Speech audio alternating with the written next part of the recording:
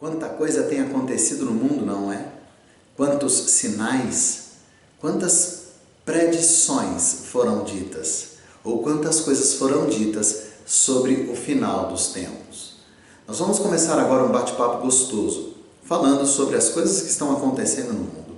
Se alguém já tinha dito sobre isso antes e qual o significado. Há alguém dominando o mundo de hoje? E o que acontecerá com a vida de cada um de nós? Olha, esse bate-papo gostoso todos os domingos busca esclarecer e trazer entendimento para a nossa mente sobre todo este contexto. Espero que você nos acompanhe. Vamos falar sobre muitas coisas. Espero que você traga a tua colocação, o teu questionamento e aí juntos vamos buscar um conhecimento maior. A nossa vertente, a nossa versão é sempre sobre a Palavra de Deus. Todo domingo, às 9 horas, aqui, um bate-papo gostoso com você. Vamos lá, dando continuidade no nosso estudo sobre o final dos tempos. Hoje eu gostaria de ver com vocês, ou tratar com vocês, qual é a base, aonde eu tiro o fundamento para tudo aquilo que eu vou falar. E mais, mostrar que existem 4 grandes eventos que, enfim, aconteceram e acontecerão. Existem 4 eventos que foram marcantes na história da humanidade. Foram e um será. Eu queria falar sobre esses 4 eventos também. Não sei se hoje dará tempo para falarmos dos 4, mas ao menos de 2. Gostaria de orar então para começarmos o nosso bate-papo de hoje. Pai, nós te agradecemos pela tua grande, infinita e inegável misericórdia. Guarda-nos agora, Senhor, para que possamos entender a tua vontade. Liberta-nos, Senhor, das dúvidas, daquelas coisas que angustiam a nossa alma. E nos traz a certeza, Senhor, do que o Senhor nos diz. É em nome de Jesus que oramos. Amém. Amém. Olha só, dia desses, ou um tempo atrás, eu efetivamente falei sobre a história, né? Quando você vai buscar conhecimento da história, você tem que entender o todo, porque senão não te vale a pena. Agora, como que você entende o todo? Como você faz para conhecer a história? Você tem que buscar fontes seguras. A mesma coisa eu digo para tirarmos conclusões sobre o amanhã. Eu tenho que ter base, tirar tudo isso de uma fonte segura. E nós vamos tirar tudo isso, ou pelo menos eu tirei a minha compreensão, da maior biblioteca do mundo. Uma biblioteca que foi identificada ou escrita, compilada ou elaborada em cerca de 1500 anos. Ela possui mais de 40 autores distintos. E mesmo tendo uma distinção tão grande de autores, de pessoas que manusearam ou a fizeram, ela é perfeita em sua harmonia.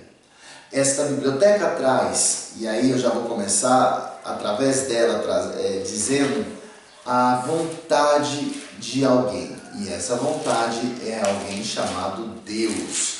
Se você puder pegar aí a segunda carta de Pedro, capítulo 1, versículo 21, você vai ver o que eu estou dizendo.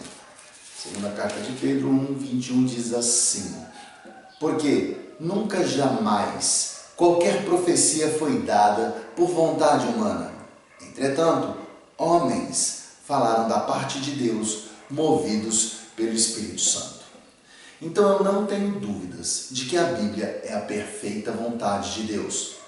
Mas essa vontade de Deus, ela foi dividida no correr da história, em livros, cartas e o histórico da vida do nosso Messias. No Velho Testamento nós temos 39 livros. Temos livros históricos como Gênesis, Josué, Juízes, Ruth, Crônicas. Temos livros que retratam a lei de Deus, como Êxodo, Levítico, Número, Deuteronômio. Livros poéticos como Jó, Salmos, Provérbios. E livros dos profetas maiores e menores. Os profetas maiores e menores, só para você ter um exemplo, vou pegar aqui Isaías e Jeremias, 2 profetas maiores. Por que maiores? Eles eram grandes em estatura, grandes em sabedoria em relação aos outros? Não. É porque o livro que eles escreveram é grande. O livro dos demais é menor. Por isso, profetas maiores e profetas menores. Tá? Então é mais ou menos essa a separação que nós temos no Velho Testamento. Alguns dos exemplos de profetas menores, nós teríamos Sofonias, Miqueias, Joel, Amós. Pois você dá uma olhadinha lá nos livros da Bíblia, você vai ver que eles são pequenos na sua extensão. No Novo Testamento nós temos cartas, histórias sobre Cristo e um livro de profecia. As histórias sobre Cristo são os 4 evangelhos, Mateus, Marcos, Lucas e João. As cartas vêm na sequência. As cartas ou as epístolas são aquelas que retratam o que alguém escreveu para alguém, isso é fato, né? Em regra, na maior parte, Paulo escrevendo ou para uma pessoa ou para pessoas de uma cidade. Nós temos um livro que acaba retratando a história da igreja, né, dos apóstolos da igreja primitiva, que é Atos, e o livro profético, que é Apocalipse. Então, tudo isso me traz a clara certeza de que a Bíblia ela foi dividida de uma forma prazerosa, para que nós tivéssemos uma forma prazerosa no ler e aprender. E isso facilita o compreender o amanhã. Então, a base para que tenhamos tudo isso é a Bíblia, nada além disso. Eu vou te dar um exemplo. Nós temos os livros apócrifos, né? Livros apócrifos são 14 livros que estão inseridos na Bíblia Católica, mas que não foram aceitos como livros canônicos, né? Nós não tivemos eles atestados como sendo livros que vieram da parte do Espírito Santo. Não estou discutindo aqui sobre a verdade ou não deles, embora eu refute alguns claramente, tá? Mas nós estamos tratando a nossa base de interpretação sobre a Bíblia inegavelmente aceita pelo protestante, aquela que hoje eu tenho como minha base de leitura. Agora olha só, tudo isso que eu estou te falando é para mostrar que existem 4 grandes eventos principais na história da humanidade. Alguns já aconteceram, outro ainda não. Esses eventos, eles podem ser configurados e eles acabam entrelaçando uma história extraordinária. É como se nós estivéssemos num filme, vendo então o desenrolar desse drama. E esse drama começa com uma coisa linda, com uma coisa maravilhosa, que é a criação. A história que nós vamos contar agora, ela começa com a criação e isso é maravilhoso. Eu gostaria de que você entendesse, eu vou ler alguns versículos aqui rapidamente sobre a criação, mas depois você poderia ler com calma Gênesis capítulos 1 e 2, tá? E também entendesse claramente o significado disso tudo. Por que, então, que Deus criou o homem? Você vai ver que Deus criou o homem para ser a sua imagem e semelhança. Deixa eu pegar aqui para você ver. Olha, Gênesis, capítulo 1, versículo 26. Também disse Deus, façamos o homem à nossa imagem, conforme a nossa semelhança. Eu vou dar continuidade aqui rapidinho, depois explico por completo a minha interpretação, tá? Tenha ele domínio sobre os peixes do mar, sobre as aves dos céus, sobre os animais domésticos, sobre toda a terra e sobre todos os répteis que rastejam pela terra. Criou Deus, pois, o homem à sua imagem, a imagem de Deus o criou. Homem e mulher os criou. Continuando, já estamos no 28. E Deus os abençoou e lhes disse, sede fecundo, multiplicai-vos, enchei a terra e sujeitai-a. Dominai sobre os peixes do mar, sobre as aves do céu e sobre todo animal que rasteja pela terra. Olha só, a criação, então, inegavelmente foi uma obra-prima de Deus. Porque Deus criou toda a terra, tudo que há no universo foi criação de Deus. Até aqui está tudo bem, porque Deus criou as aves, criou as árvores, criou o céu, o mar, as estrelas, os outros planetas. Deus criou tudo. Mas até aqui, tudo era diferente de Deus. Nada se parecia com Deus. Quando, de repente, Deus cria algo que é a sua imagem e semelhança. Isso é maravilhoso. Deus, quando nos criou, então, Ele fez uma pintura, uma obra de arte. Ele retratou o que Ele é. E isso, inegavelmente, nos traz a clara configuração de que Deus é extraordinário e Ele foi extraordinário quando nos criou. Agora, quando Deus nos cria e nos lança na Terra, Ele tem um propósito. Ele gostaria que nós, criaturas, viéssemos a ser identificados, então, como donos disso tudo. Sujeitai a terra, dominai. Cara, domina os peixes, as aves, os répteis, os animais, domina tudo, domina a terra. Tudo que está aí é para o teu domínio. Deus criou o corpo, a alma e a mente. E Ele criou tudo isso para que viéssemos a ter o domínio sobre as demais criações que Ele fez. Eu não tenho dúvidas alguma sobre esse propósito maravilhoso de Deus. Só que alguma coisa aconteceu. Depois da formação do homem, que você vai ver bem no capítulo 2, onde a palavra de Deus retrata a criação do homem, depois a maravilhosa criação da mulher. O capítulo 3 vem e retrata a nossa queda. A queda aqui, ela não é um dos 4 eventos, tá? Então olha só, o primeiro evento é a criação. Deus criou. Amém? Mas depois ali nós temos a queda do homem, o homem peca, é expulso do jardim do Éden, mas Deus dá a possibilidade da continuação. Tem um recomeço aqui, né? Então Deus fala, olha, vai lá, tudo bem, vocês estão expulsos do jardim do Éden, mas vai para a terra. Agora você vai transpirar, você vai suar a camisa, bonitona, você vai ter dor quando for gerar, né? Você vai ser subordinado ao teu marido, isso vai dar um trabalho danado, mas enfim, eu vou dar a possibilidade de você, homem, e você, mulher, continuarem. E continuamos. Só que depois, no correr, nós temos um probleminha, porque daí vem o segundo grande evento, né? Ou o segundo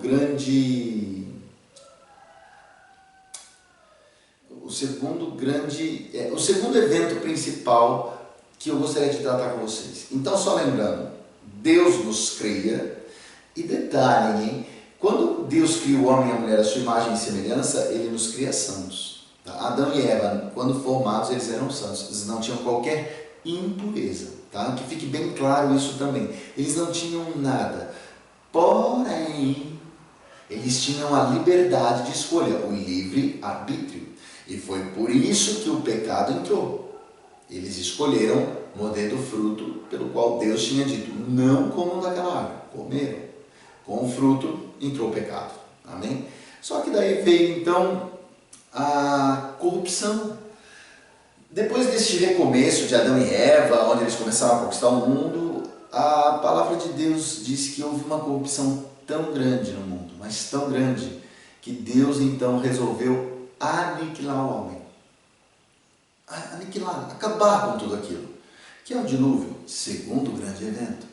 Então, só para que você saiba quando começou tudo isso. No capítulo 6 de Gênesis, a palavra diz assim: como se foram multiplicando os homens na terra, e lhes nasceram filhas, vendo os filhos de Deus. Opa. Quem? Os filhos de Deus. Quem seriam esses filhos de Deus?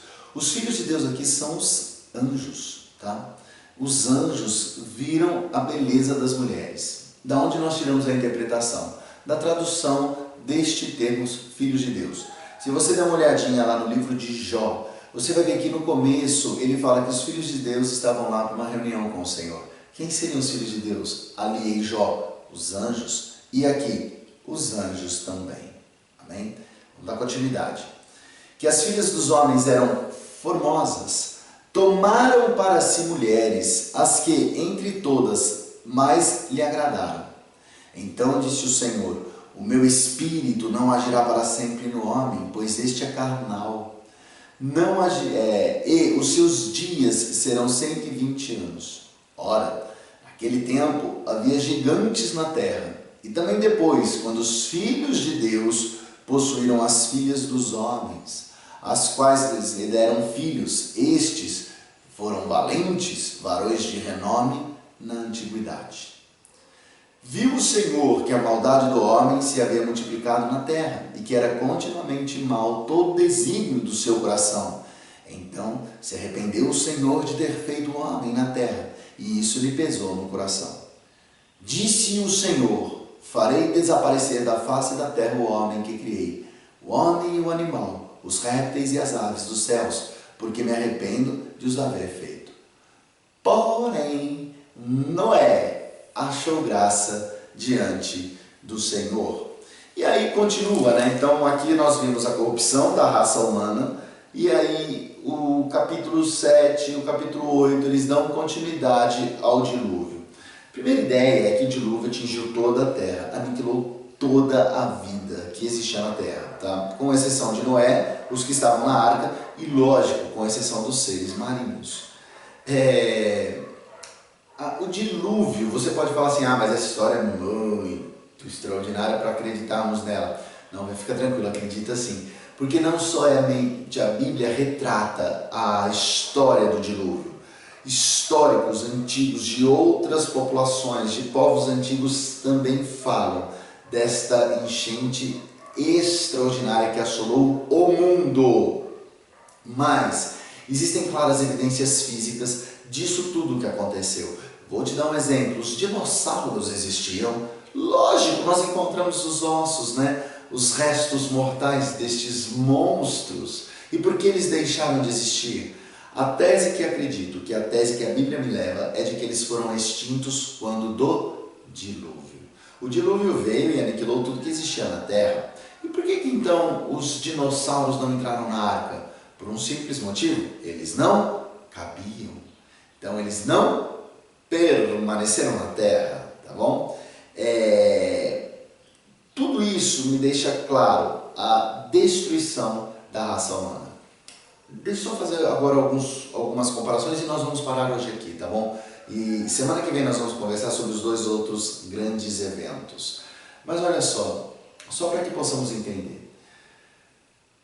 Quando Adão e Eva vieram, nós falamos já sobre isso, eles eram santos, eles não tinham mácula, mancha, tormento algum. Com o pecado, eles modificaram, é como se Adão e Eva tivessem feito uma cirurgia e modificado a essência, não somente deles, mas da raça humana. A partir do momento em que eles morderam o fruto, o gene humano passou a ter um cromossomo a mais, uma molécula a mais, a molécula da maldade, do pecado. E isso vai perdurar para sempre, até quando Cristo vier para nos restaurar, ou até quando nós formos encontrar com Cristo. Mas enfim, essa mácula hoje existe no homem. No dilúvio, ela fica clara mais uma vez. Deus viu que não havia bondade, não havia nada que prestasse no homem, por isso que ele fez o dilúvio.